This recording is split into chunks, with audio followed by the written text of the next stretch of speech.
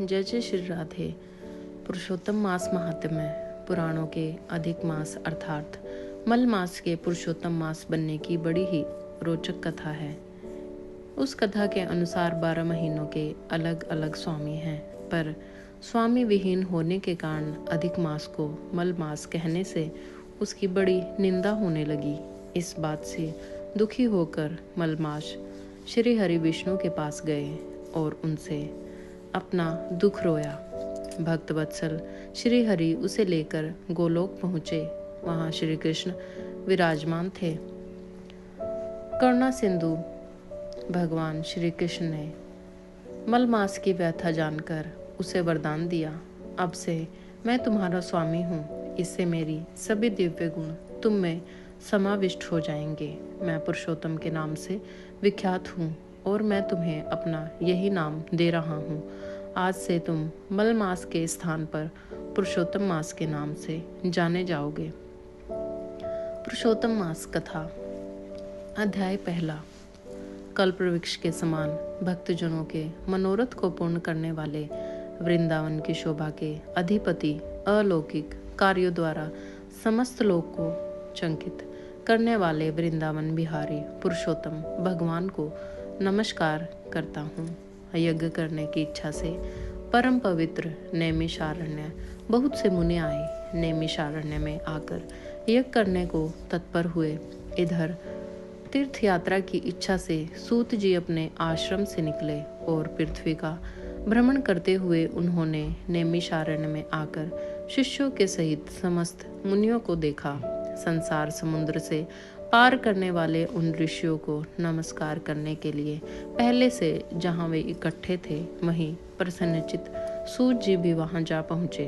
उनको देख उस नैमिषारण्य में रहने वाले समस्त महर्षिगण सहसा उठ खड़े हुए। विविध प्रकार की विचित्र कथाओं को सुनने की इच्छा प्रकट करने लगे। तब नम्र स्वभाव सूत जी प्रसन्न होकर सब ऋषियों को हाथ जोड़कर बारंबार दंडवत प्रणाम करने लगे। ऋषि लोग बोले, हे सूत जी, आप चिरंजीवी तथा भागवत भक्त हुए। हम लोगों ने आपके योग्य सुंदर आसन लगाया है। हे महाभाग, आप थके हैं, यहाँ बैठ जाइए। ऐसा सब ब्राह्मणों ने कहा। इस प्रकार बैठने के लिए कहकर जब सब तपस्वी और समस्त जनता बैठ गई, तब विनयपूर्वक तपोवृद्ध समस्त मुनियों से बैठने की अनुमति लेकर प्रसन्न होकर आसन पर सूत जी बैठ गए। हे सूत जी, हे महाभाग, आप भाग्यवान हैं। भगवान व्यास के वचनों के हार्दिक अभिप्राय को गुरु की कृपा से आप जानते हैं। क्या आप सुखी तो हैं? आज बहुत दिनों के बाद कैसे इस वन में पधारे। आप प्रशंसा के पात्र हैं। आप पूज्य हैं। इस असार संसार में सुनने योग्य हजारों विषय हैं, परंतु उनमें श्रेष्ठ कर थोड़ा सा और सारभूत जो हो वह हम लोगों से कहिए। हे महाभाग, संसार समुद्र में डूबते हुए को पार करने वाला तथा शुभ फल देने वाला आपके मन में निश्चित विषय जो हो वही हम लोगों से कहिए। इस प्रकार शौनकादिक ऋषियों के पूछने पर हाथ जोड़कर सूत जी बोले, हे समस्त मुनियों, मेरी कही हुई सुंदर कथा को आप लोग सुनिए। हे विप्रो, पहले मैं पुष्कर तीर्थ को गया। वहां स्नान करके पवित्र ऋषियों, देवताओं तथा पितरों को तर्पण आदि से तृप्त करके तब समस्त प्रतिबंधों को दूर करने वाली यमुना के तट पर गया। फिर क्रम से अन्य तीर्थों को जाकर गंगा तट पर गया। पुण्य काशी आकर अनंतर गया तीर्थ पर गया, पितरों का श्राद्ध कर तब त्रिवेणी पार पर गया। तदंतर कृष्णा के बाद गंडकी में स्नान कर पुलह ऋषि के आश्रम में गया। धेनुमती में स्नान कर फिर सरस्वती के तीर पर गया। वहाँ हे विप्रो, त्रिरात्रि उपवास कर गोदावरी गया। फिर कृतमाला, कावेरी, निर्विघ्या, ताम्रपर्णिका, तापी, बेहायसी, नंदा, नर्मदा, शर्मदा नदियों पर गया। पुनः चरमवती में स्नान कर पीछे सेतुबंद रामेश्वरम पहुंचा। तदंतर नारायण का दर्शन करने के हेतु बद्री बन गया।